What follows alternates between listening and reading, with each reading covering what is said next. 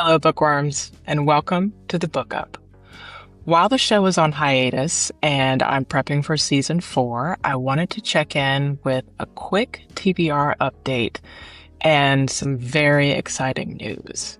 So, before we get to my TBR, I want to talk about a project I've been working on quietly in the background for months, and it's finally close to being real, which is honestly a little surreal to say out loud. It's a reading journal, the Book Up reading journal. And today I want to walk you through why I made it, what makes it different from the 100 other reading journals you could buy on Amazon right now, the process of creating it, and how I picked the amazing cover. BTW, if you haven't seen the cover yet, I've linked it in the show notes. Exciting. So, why did I make this journal? The honest answer is because my last book journal pissed me off. I bought it from Target. It had a really pretty cover with a cute pun for the title, had a table of contents, and space to record about 50 book reviews, which was fine. But when I got down to it, there was never enough space to write down my thoughts and my reactions, and yet somehow too much space for things that didn't always matter, like quotes or, when I started reading the book.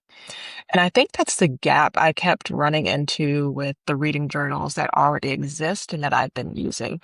A lot of them are built like productivity trackers. You log the title, you log the date, you're done. Write a few notes about what you thought.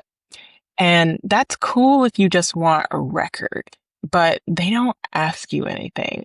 It doesn't help you remember who you were when you read the book or what the book actually made you think or feel. And these journals certainly don't give you enough space to get all of your thoughts down. At that point, you might as well just write them down on a piece of paper or the notes app on your phone and keep it moving. Those journals made reading feel like a chore, which is something I hate. I have always believed that books are kind of a magic trick. They're a time machine, a mirror, a window, a whole theater that's running in your head. And I wanted something that would let me and let you slow down enough to actually catch that feeling before it slips away. Not just, I read this book, 3 stars, next. So that's the rub. This journal is my answer to that. And then there are a lot of things that set the Book Up Reading Journal apart, but here are the big ones. First, it's not a productivity hack. I say this pretty directly in the journal itself. Reading is not a competition, and this journal is not here to help you optimize into reading more books faster. It's here to help you go deeper with the ones that you already chose to read. Second, the reflection questions. This is the part that I'm most proud of. Most journals give you one generic set of questions and expect it to work whether you just read a thriller or a memoir. But spoiler, it doesn't. And that's if they give you reflection questions at all. I built out separate question sets for fiction and nonfiction. Fiction gets you thinking about character and craft and theme, and the nonfiction set gets you thinking about argument and evidence and, how it actually shifted your thinking. Same journal, but it meets the book where it is. Third thing, there's a DNF graveyard. I love this one. If you've been around these parts, you know that I'm forever banging on about how it is totally okay to put down a book that is not working for you.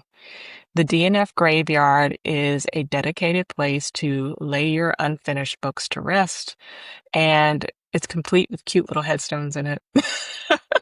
Because listen, you're allowed to quit a book. You don't owe every book you start a finished reading. This just gives you permission in writing on the page to put it to rest. The journal has 52 guided review sections in total. So depending on your reading pace, this is either a year of weekly reading or a few years if you're more of a savor it type. No pressure either way. I mean that. And there's lots of other fun stuff in it too, but I won't spoil it. I have been working on the journal since January with an incredible designer named Carl Wilson. And the process was less designing a product and more just translating how I already think about books and reading onto the page. Thinking really hard about my reading philosophy, but also thinking hard how to create a product that centers you, the reader, and your relationship with the books that you read. I spent a lot of time on the reflection questions, making sure each set worked for a wide range of fiction and nonfiction books. And with each section of the journal, I kept y'all in mind, thinking about how this product can serve and nurture your love of reading, because that's what I'm here for as your book matchmaker. So now let's talk about that cover. I love it. This is my favorite part of the story because I didn't just pick it myself. I put it to a vote with you all. I gave Carl a creative brief and he created some beautiful options, which I whittled down to two choices. And after looking at all the feedback across the board, cover one took the crown and I couldn't be happier with it. That cover captures the heart and soul of what this reading journal is and what my show is all about. Slowing down, reflecting, and connecting with your stories. I also want to talk about something hard with the cover. You know, while I was getting feedback on the two options, I received some comments about cover one that really broke my heart. Um, I'll paraphrase one that was passed along to me. Tell her being me, Verdell, that Black images only sell to Black people. Sadly, having no image is more marketable to other races.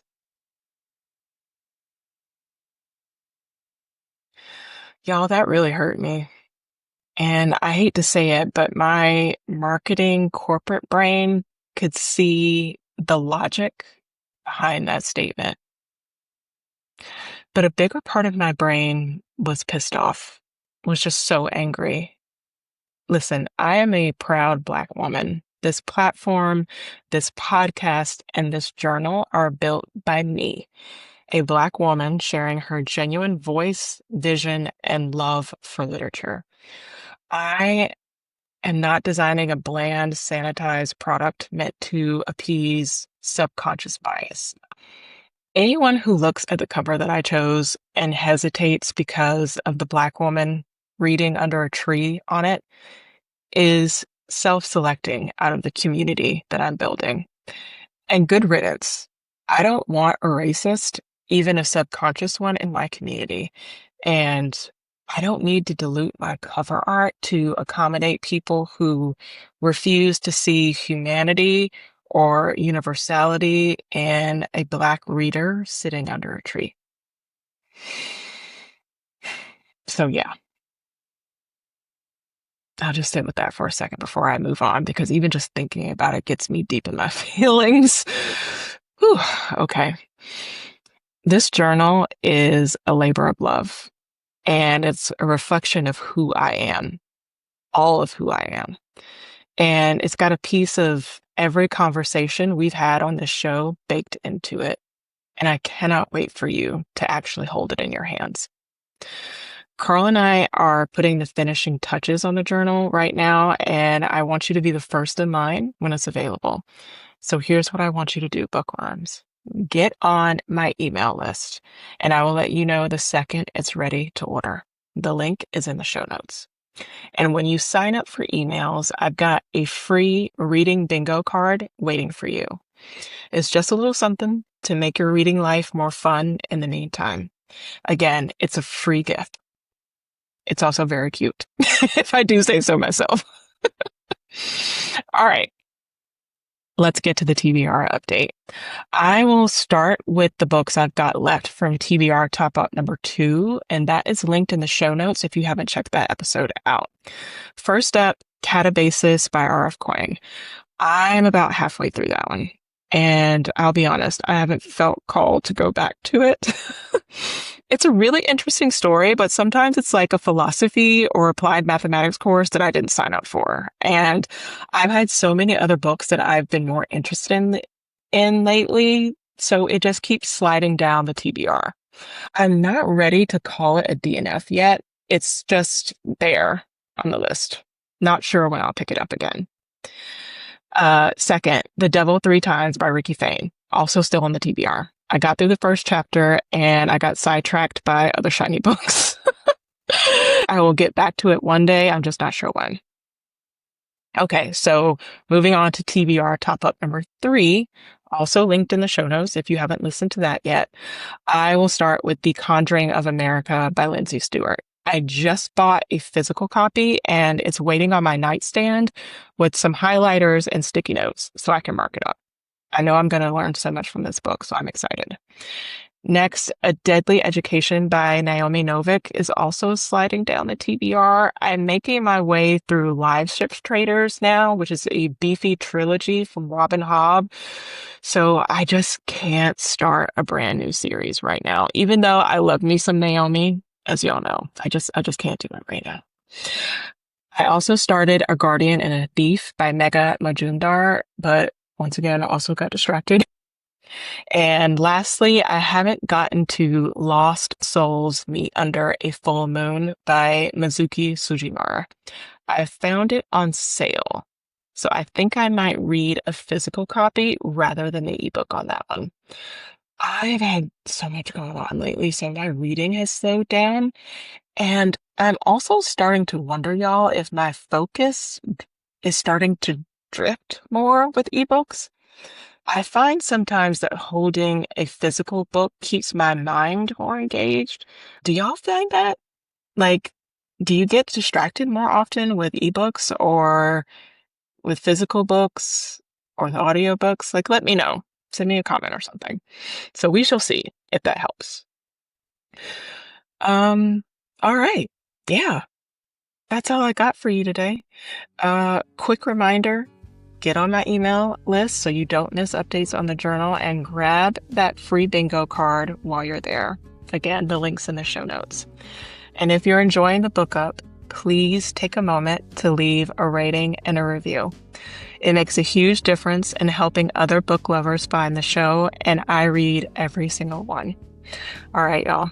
Thanks again for listening, and I'll catch you next time on The Book Up. Peace.